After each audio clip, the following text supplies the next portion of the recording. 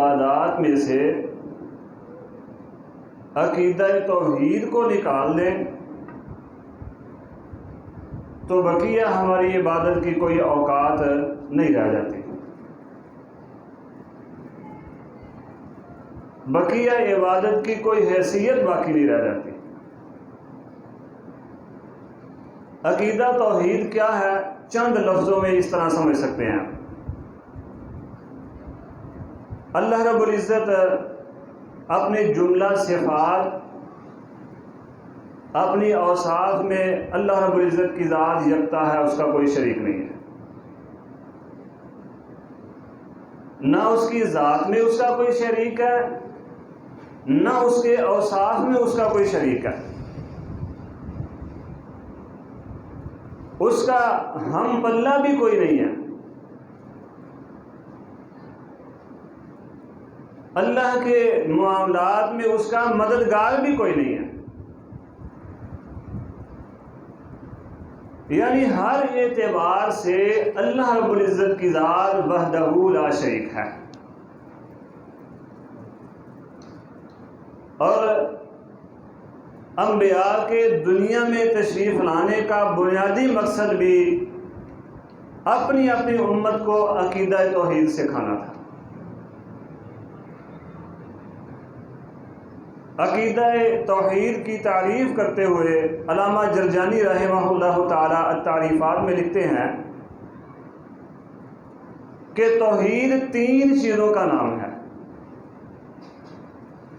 عقیدہ توحید 3 چیزوں کا نام ہے: اللہ رب العزت کی ربوبیت کو تسلیم کرنا، اللہ کی وحدانیت کو تسلیم کرنا، اور اللہ کے علاوہ باقی ہر کسی کی نفی کرنا۔ اور یہ نفی پہلے ہونی چاہیے۔ جتنے بھی لوگوں نے اللہ کے شریک بنا رکھے ہیں ان کی نفی پہلے، پھر اللہ رب العزت کی وحدانیت، اللہ کی الوہیت، ربوبیت کو تسلیم کرنا۔ جیسا کہ ہم کلمہ پڑھتے ہیں تو سب سے پہلے کلمے میں بھی معبودان باطلہ کی نفی ہے، پھر اللہ رب العزت کی ذات کا اس بات ہے۔ لا الہ، کوئی بھی الہ نہیں ہے اللہ کے، الا اللہ، مگر اللہ کی ذات۔ پہلے ہر کسی کی نفی کر دی کہ اللہ کے کوئی الہ نہیں ہے، کوئی معبود نہیں ہے، کوئی حاجت روا نہیں ہے، کوئی مشکل کشا نہیں ہے۔ اب نفی کے بعد پھر اللہ کی ذات کا اس بات کہ الا اللہ، صرف اللہ کی ذات ایک ہے، بس۔ یہ ہے عقیدہ توحید جو ہر نبی اپنی امت کو سکھاتا ہے۔ سورۃ اخلاص اللہ رب العزت کی رحمت کے ساتھ ہمارے چھوٹے چھوٹے بچوں کو بھی آتی ہے۔ جس شخص کو سورۃ اخلاص کا معنی اور مفہوم سمجھ آ گیا، سمجھ لو کہ اسے عقیدہ توحید سمجھ آ گیا۔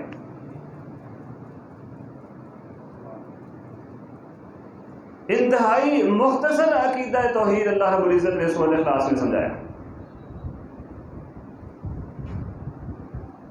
اللہ کی ربوبیت،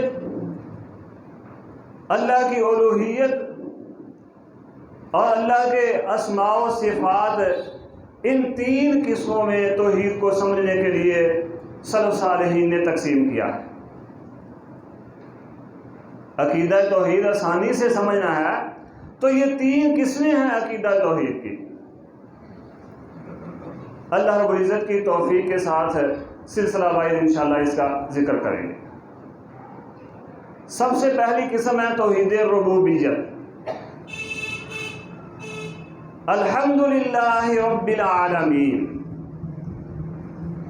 نماز پڑھتے ہیں، سورۃ الفاتحہ پڑھتے ہیں، قرآن کی سب سے پہلی سورت کی دوسری آیت الحمدللہ رب العالمین، پہلے بسم اللہ، پھر دوسری آیت الحمدللہ رب العالمین۔ یعنی یوں کہیں کہ قرآن کی ابتدا ہی توحید ربوبیت سے اللہ رب العزت نے کی ہے۔ سب سے پہلے توحید اسماء و صفات، الحمدللہ، الحمد. پھر رب العالمین، توحید ربوبیت، تمام جہانوں کا، کائنات میں ہر چیز کا پالنے والا صرف اللہ رب العزت ہے. ہر چیز کو پیدا کرنے والا بھی صرف اللہ رب العزت ہے. یہ ہے توحید ربوبیت. اور جس کو ہم تقدیر سمجھتے ہیں نا، تقدیر، توحید ربوبیت تقدیر کے 4 اجزاء میں سے ایک جز ہے. وہ تقدیر جس پر ایمان لانا فرض عین ہے. جو شخص تقدیر کا انکار کرتا ہے وہ مسلمان ہے نہیں. اسی تقدیر کے 4 اجزاء میں سے توحید ربوبیت ایک جز ہے. اللہ رب العزت نے فرمایا الحمدللہ رب العالمین. تمام تعریفیں اس ذات کے لیے ہیں جو تمام جہانوں کو پیدا بھی کرنے والا ہے، پھر پالنے والا بھی ہے. یعنی مخلوقات کو پیدا کر کے یوں ہی چھوڑ نہیں دیا، بلکہ ان کی ضروریات کو بھی اللہ رب العزت کی ذات پورا کر رہے ہیں. وہ ضروریات روحانی ہوں یا جسمانی ہوں، ہر طرح کی ضروریات اللہ رب العزت کی ذات پورا کر رہے ہیں. ایک مقام پر فرمایا قل من رب السماوات والارض. اے نبی فرما دیجئے من رب السماوات والارض، زمین و آسمان کو پیدا کرنے والا کون ہے؟ من رب السماوات، بتاؤ زمین و آسمان کو کس نے پیدا کیا؟ قل اللہ، آپ خود ہی بتا دیجئے اللہ. بس اللہ کے علاوہ کوئی اور نہیں ہے. قل من رب السماوات والارض قل اللہ قل افاتخذتم من دونه اولیاء لا یملکون لانفسهم نفعا ولا ضرا. جب زمین و آسمان کا پیدا کرنے والا اللہ ہے تو اللہ کے علاوہ جو تم اللہ کے شریک بناتے ہو، لا یملکون لانفسهم نفعا ولا ضرا، وہ تو اپنی جان کے نفع نقصان کے مالک نہیں ہیں. جن کو تم داتا کہتے ہو اللہ کے علاوہ، جن کو حاجت روا، مشکل کشا، غوث اعظم، دستگیر، بگڑی بنانے والا، ڈوبی ہوئی تارنے والا، کاروبار چلانے والا، اولادیں دینے والا، جو بھی اللہ کے علاوہ جس کو سمجھتے ہو، لا یملکون لانفسهم نفعا ولا ضرا، وہ تو اپنی جان کے لیے نفع اور نقصان کے مالک نہیں ہیں. کسی اور کو وہ کیا دیں گے؟ سورۃ الاعراف میں فرمایا ہے اے نبی فرما دیجئے لا یملکون لانفسهم نفعا ولا ضرا الا ما شاء اللہ. کائنات کی سب سے عظیم ہستی محمد الرسول اللہ صلی اللہ علیہ وسلم کی عظمت میں، شان و شوکت، مقام اور رفعت میں جو بھی بلندی پر فائز ہے وہ نبی صلی اللہ علیہ وسلم کے بعد ہی ہے. آپ کے مقام کو کوئی پہنچ سکتا نہیں. فرمایا آپ ان کو بتا دیجئے کہ وہ نبی جو امام الانبیاء ہے، خاتم النبیین ہے، محبوب خدا ہے، وہ نبی بھی اپنی جان کے لیے کسی نفع نقصان کا مالک ہے. یعنی نبی صلی اللہ علیہ وسلم چاہیں اپنی ذات کو کوئی نفع پہنچانا تو نہیں پہنچا سکتے الا ماشاء اللہ، مگر جو اللہ چاہے. نبی چاہے کسی کو نقصان پہنچانا تو نہیں پہنچا سکتے الا ماشاء اللہ، مگر اسی کو جس کو اللہ رب العزت کی ذات چاہتی ہے. فرمایا قل هل يستوي الاعمى والبصير، کیا وہ شخص جسے دیکھنا آتا ہے، جس کو اللہ رب العزت نے قوت بینائی عطا فرمائی ہے، اور وہ شخص جو اندھا ہے، یہ دونوں برابر ہیں؟ ام هل تستوي الظلمات والنور، کیا اندھیرا اور روشنی برابر ہیں؟ جس طرح دیکھنے والا اور اندھا برابر نہیں، روشنی اور اندھیرا برابر نہیں، اسی طرح خالق و مخلوق بھی برابر نہیں ہے۔ وہ تو خود پیدا کیے گئے ہیں، وہ تو خود پیدا کیے گئے ہیں، وہ بتوں کی شکل میں ہو یا وہ انسان کی شکل میں قبر میں ہو۔ ام هل تستوی الظلمات والنور ام جعلوا للہ شرکاء خلقوا كخلقه فتشابه الخلق علیہم، جن کو تم اللہ کے علاوہ اللہ کا شریک بناتے ہو، جنہیں غوث اعظم سمجھتے ہو، جنہیں داتا سمجھتے ہو، جنہیں دستگیر سمجھتے ہو، جنہیں مشکل کشا سمجھتے ہو، اولاد دینے والا سمجھتے ہو، کیا انہوں نے کوئی چیز پیدا کی ہے؟ ام جعلوا للہ شرکاء خلقوا كخلقه، جس طرح اللہ رب العزت نے چیزیں پیدا کی ہیں، کیا اسی طرح کی کوئی چیز انہوں نے بھی پیدا کی ہے؟ فتشابہ الخلق علیہم، جس چیز کو دیکھ کر تمہیں شبہ ہو گیا کہ یہ بھی معبود ہو سکتے ہیں۔ اللہ تعالیٰ نے زمین و آسمان پیدا کیے، سمندر پیدا کیے، پہاڑ پیدا کیے، جن و انس پیدا کیے، دوسری مخلوقات پیدا کی، نباتات ہیں، شجرات ہیں، جمادات ہیں، یہ ساری کی ساری اللہ نے پیدا کی۔ کیا ان ساری چیزوں کے جو اللہ نے پیدا کی ہیں، ان جیسی کوئی ایک چیز جن کو تم اللہ کے علاوہ اللہ کا شریک سمجھتے ہو، انہوں نے بھی کوئی چیز پیدا کی ہے؟ فتشابہ الخلق علیہم، جس کو دیکھ کر تمہیں اس بات کا شبہ ہو گیا ہو کہ یہ بھی معبود ہو سکتے ہیں۔ فرمایا قل اللہ خالق کل شیء، فرما دیجئے قل اللہ خالق کل شیء، فرما دیجئے اللہ خالق کل شیء، ہر چیز کا پیدا کرنے والا صرف اور صرف اللہ کی ذات ہے، اللہ کے علاوہ کوئی اور پیدا کر سکتا نہیں ہے۔ قل اللہ خالق کل شیء، اللہ خالق کل شیء، اللہ اکبر کبیرہ۔ اور آگے فرمایا وَهُوَ الْوَاحِدُ الْقَهَّارُ، وہ اکیلا ہے، وَهُوَ الْوَاحِدُ الْقَهَّارُ، وہ اکیلا ہے اور زبردست، نہایت زبردست ہے، اللہ کے مقابلے میں کوئی آ سکتا نہیں۔ اللہ کے نبی سیدنا ابراہیم خلیل الرحمن علیہ السلام وقت کے فرعون کے دربار میں گئے اور جا کر اسے کہیں کیا دعوت دی؟ وہ کہتا تھا انا ربکم الاعلی، میں تمہارا رب ہوں۔ ہے انسان ماں کے پیٹ سے پیدا ہوا ہے، باپ کے نطفے سے پیدا ہوا ہے، جس طرح دوسرے انسانوں کو ضروریات لاحق ہوتی ہیں، اسی طرح اس بدبخت کو بھی لاحق ہوتی ہیں۔ بیمار ہو جائے تو طبیب کا محتاج ہے، بھوک لگ جائے تو کھانے کا محتاج ہے، سواری کا سفر کرنا ہے تو سواری کا محتاج ہے، لیکن کہتا ہے انا ربکم الاعلی، میں تمہارا رب ہوں۔ اللہ کے نبی سیدنا ابراہیم خلیل الرحمن علیہ السلام پہنچ گئے۔ اللہ رب العزت نے فرمایا الم تر الی الذی حاج ابراہیم فی ربہ، ابراہیم نے اپنے پیدا کرنے والے، اپنے پالنے والے کے معاملے میں جھگڑا کیا وقت کے فرعون سے۔ کیا بات ہوئی، مکالمہ کیا ہوا؟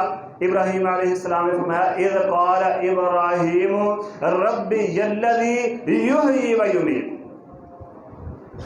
توحید کی دعوت دی ہے۔ ربی، میرا پیدا کرنے والا، میرا پالنے والا، مجھے رزق دینے والا، میری ضروریات کو پورا کرنے والا، وہ ہے یحیی و یمیت، جو زندہ بھی کرتا ہے اور موت بھی دے دیتا ہے۔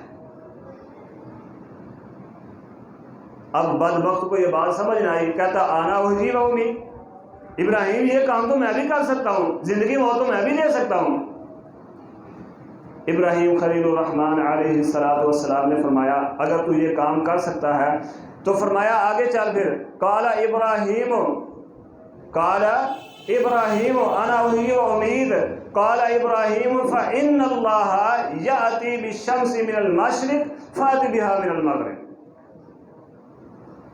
قال ابراہیم فإن اللہ یأتی بالشمس من المشرق فأت بها من المغرب، جس کو میں رب مانتا ہوں جو مجھے اور تجھے پیدا کرنے والا ہے، ہماری ضروریات کا خیال رکھنے والا ہے، وہ سورج کو مشرق سے نکالتا ہے، مغرب میں غروب کرتا ہے، تو مشرق سے نکال کے مغرب میں غروب کر کے دکھا، تو مغرب سے نکال اور مشرق میں غروب کر کے دکھا، فَأْتِ بِهَا مِنَ الْمَغْرِبِ، پھر لا تو مغرب سے سورج کو۔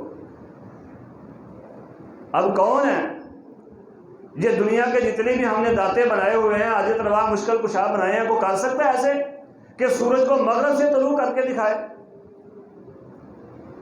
یہ قرب قیامت کائنات کا رب سورج کو مغرب سے طلوع کرے گا، کوئی ہے اس دن سورج کو مشرق سے طلوع کرنے والا؟ اللہ اکبر۔ فرمایا فَبُهِتَ الَّذِي كَفَرَ، اللہ نے زبانیں پھر منہ بند کر کے رکھ دیے ابراہیم علیہ السلام کے اس کلام سے۔ کس کے اندر اتنی طاقت تھی کہ اس رب کا مقابلہ کرے، اس رب کا مقابلہ کرے جو سورج مشرق سے نکال کر مغرب میں غروب کرنے والا ہے۔ اللہ اکبر کبیرہ۔ فرمایا امن خلق السماوات والارض وانزل لكم من السماء ماء فانبت به حدائق ذات بهجة ما كان لكم ان تنبتوا شجرها أإله مع الله امن خلق السماوات والارض، زمین و آسمان کو پیدا کرنے والا کون ہے؟ امن خلق السماوات والارض، جس زمین پر تم رہتے ہو، جس زمین میں دفن کر کے تم کہتے ہو یہ داتا ہے، یہ مشکل کشا ہے، یہ حاجت روا ہے، یہ غوث اعظم ہے، یہ دستگیر ہے، یہ فلانا فلانا ہے، جس زمین کی مٹی کے بت بنا کے سامنے رکھ کے تم کہتے ہو یہ ہمارے خدا ہیں، جس زمین کی مٹی کو تم خالق حقیقی کے مقابلے میں لا کے کھڑا کر دیتے ہو، امن خلق السماوات والارض، اس زمین کو اور اس زمین پر بڑی چھت آسمان کو پیدا کرنے والا کون ہے؟ اللہ اکبر کبیرہ۔ یہ سیدھی سیدھی بات نہیں ہمیں سمجھ آتی۔ امن خلق السماوات والارض وانزل لكم من السماء ماء، آسمان سے بارش کون برسانے والا ہے؟ یہ جتنے داتے لگے پھرتے ہیں،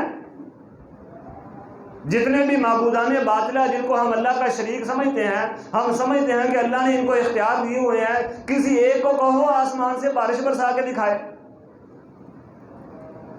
امن خلق السماوات والارض وانزل لكم من السماء ماء، وہ بارش برستی ہے، فانبتنا به حدائق ذات بهجة ما كان لكم ان تنبتوا شجرها، اس بارش کے ذریعے زمین سے انگوریاں پیدا کون کرتا ہے؟ اس بارش کے ذریعے ایک سال صرف بارش نہ ہو، کائنات کا رب ایک سال بارش روک دے، ہمیں پتہ چل دے بارش کی کیا قدر و قیمت ہے۔ آج بھی بارش کی کیا قدر و قیمت ہے کسی کسان سے جا کر پوچھ لیں، بلکہ آپ تو کسان سے پوچھنے کی بھی ضرورت نہیں، دھوپ میں کھڑے ہو جائیں، بارش کی قدر و قیمت خود ہی سمجھ آ جائے گی۔ ابھی آپ مسجد سے نکل کر باہر دھوپ میں کھڑے ہو جائیں تو کائنات کے رب کی اس عظیم نعمت کی قدر و قیمت سمجھ آ جائے گی ہمیں کہ بارش کتنی ضروری ہے ہمارے لیے۔ اللہ رب العزت نے فرمایا کون ہے؟ وَأَنزَلَ لَكُم مِّنَ السَّمَاءِ مَاءً، آسمان سے بارش برسانے والا کون ہے؟ کوئی ہے اللہ کے علاوہ اور جو آسمان سے بارش برسائے؟ اَإِلَٰهٌ مَّعَ اللَّهِ، ہے کوئی اللہ کے علاوہ جو آسمان سے بارش برسانے والا ہے، جو زمین و آسمان کو پیدا کرنے والا ہے؟ فرمایا فَلْيَنظُرِ الْإِنسَانُ إِلَىٰ طَعَامِهِ أَنَّا صَبَبْنَا الْمَاءَ صَبًّا ثُمَّ شَقَقْنَا الْأَرْضَ شَقًّا فَأَنبَتْنَا بِهِ حَبًّا وَعِنَبًا وَقَضْبًا وَزَيْتُونًا وَنَخْلًا۔ آسمان سے بارش کون برساتا ہے؟ آسمان سے بارش کون برساتا ہے؟ فَلْيَنظُرِ الْإِنسَانُ إِلَىٰ طَعَامِهِ، انسان اپنے کھانے کی طرف نہیں دیکھتا۔ اللہ اکبر کبیرہ۔ سیدھی سی بات ہے، یہ سیدھی سیدھی باتیں ہمیں سمجھ نہیں آتی۔ فَلْيَنظُرِ الْإِنسَانُ إِلَىٰ طَعَامِهِ، اپنے کھانے کی طرف نہیں دیکھتے۔ أَنَّا صَبَبْنَا الْمَاءَ صَبًّا ثُمَّ شَقَقْنَا الْأَرْضَ شَقًّا فَأَنبَتْنَا فِيهَا حَبًّا وَعِنَبًا وَقَضْبًا وَزَيْتُونًا وَنَخْلًا۔ یہ زمین کو عجیب طریقے سے کون پھاڑتا ہے؟ چھوٹا سا بیج کسان زمین میں بو کر گھر آ جاتا ہے، اس زمین کو پھاڑ کر بیج سے پودا کون باہر نکالتا ہے؟ اب جتنی مٹی پھاڑ کر بیج سے پودا باہر نکلتا ہے، اتنی مٹی نکلے ہوئے پودے کو آپ پھینک کر مارے تو وہ پودا ٹوٹ جائے۔ جتنی مٹی زمین سے پھاڑ کر بیج سے نکلتا ہے پودا باہر، اتنی مٹی آپ پکڑ کر پودے کو پھینک کر مارے تو پودا ٹوٹ جائے۔ کائنات کے رب نے فرمایا ثم شققنا الارض شقا، پھر زمین کو عجیب طریقے سے کون پھاڑتا ہے؟ وہ مٹی جو پھینک کر مارنے سے پودا ٹوٹ جائے، اسی مٹی کو پھاڑ کر، اسی زمین کو پھاڑ کر پودا باہر آ جاتا ہے۔ آپ دیکھیں گے پتھر ہے، پتھر سے پودا باہر آیا ہوا۔ پھر تمہارے لیے کھانے کا سامان، تمہاری سواریوں کے لیے چارہ کس نے پیدا کیا ہے؟ اللہ اکبر کبیرہ۔ کوئی ہے اللہ کے علاوہ ہمارے لیے کھانے پینے کا انتظام کرنے والا؟ آخری بات، وقت اجازت نہیں دیتا، ورنہ قرآن بے شمار آیات توحید ربوبیت کا درس دیتی ہے، بلکہ بے شمار آیات کیا، قرآن کا ہر لفظ ہمیں عقیدہ توحید سمجھاتا ہے۔ اللہ رب العزت نے عالم ارواح میں عالم ارواح میں میدان عرفہ میں سیدنا عبداللہ بن عباس رضی اللہ عنہما روایت فرماتے ہیں، مسند احمد کی حدیث ہے، اسی طرح اور بھی بہت سی کتابوں میں حدیث موجود ہے۔ مسند احمد میں 2455 نمبر حدیث ہے۔ میدان عرفہ تھا، یوم میدان عرفہ میں اللہ رب العزت نے آدم علیہ السلام کی پشت سے ساری کی ساری انسانیت کو نکال کر بکھیر دیا۔ پھر فرمایا الست بربکم، کیا میں تمہارا رب ہوں یا نہیں؟ میں تمہیں پیدا کرنے والا ہوں یا نہیں؟ میں تمہاری پرورش کرنے والا ہوں یا نہیں؟ تمہیں پالنے والا، تمہاری ضروریات کو پورا کرنے والا ہوں یا نہیں؟ الست بربکم، کیا تمہارا رب ہوں یا نہیں؟ وہاں میں نے بھی، آپ نے بھی، ہمارے پہلوں نے بھی، ہمارے بعد والوں نے بھی یہی اقرار کیا، قالوا بلا، کیوں نہیں؟ اللہ تو ہی ہمارا رب ہے، تو ہی ہمیں پیدا کرنے والا ہے، اللہ تو ہی ہمیں کھلانے پلانے والا ہے، اللہ تو ہی ہماری ضروریات کو پورا کرنے والا ہے، اللہ ہمارے لوازمات کو تو ہی پورا کرنے والا ہے۔ اللہ رب العزت نے فرمایا ان تقولوا یوم القیامت انا کنا عن ھذا غافلین، کہیں ایسا نہ ہو کہ قیامت کو تم کہہ دو کہ اللہ ہمیں تو پتہ ہی نہیں چلا، ہمیں تو پتہ ہی نہیں تھا کہ یہ تو رب بھی ہے۔ اللہ نے پہلے ہی وعدہ لے لیا۔ نبی صلی اللہ علیہ وسلم نے فرمایا ہر پیدا ہونے والا فطرت اسلام پر پیدا ہوتا ہے۔ اللہ نے مزاج میں عقیدہ توحید کو سمجھنا رکھ دیا ہے۔ کوئی نبی بھی اس دنیا میں نہ آتا، اللہ آسمان سے کوئی بھی کتاب نازل نہ فرماتا، کوئی نبی بھی آ کے ہمیں عقیدہ توحید نہ سمجھاتا، تو کائنات کے رب نے فطرت میں توحید رکھ دی ہوئی ہے۔ اس فطرت کی بنیاد پر جو توحید سمجھ لیتا اسے جنت مل جاتی، جو شرک کرتا کائنات کا رب اسے سزا دینے پر قادر تھا اور حق بجانب تھا۔ اس کے باوجود کائنات کے رب نے ہمارے اوپر رحمت کی، ہمارے اوپر شفقت کی، ہمارے اوپر احسان کیا کہ پہلے وعدہ لیا، پھر سمجھانے کے لیے، یاد دلانے کے لیے بے شمار انبیاء کو بھیجا، اور انبیاء نے آ کر ہمیں عقیدہ توحید سمجھائی۔ اللہ سے دعا اللہ مجھے اور آپ کو عمل کی توفیق عطا فرمائے۔ اقول قولی ھذا واستغفر اللہ لی ولکم ولسائر المسلمین واستغفروہ انہ ھو الغفور الرحیم۔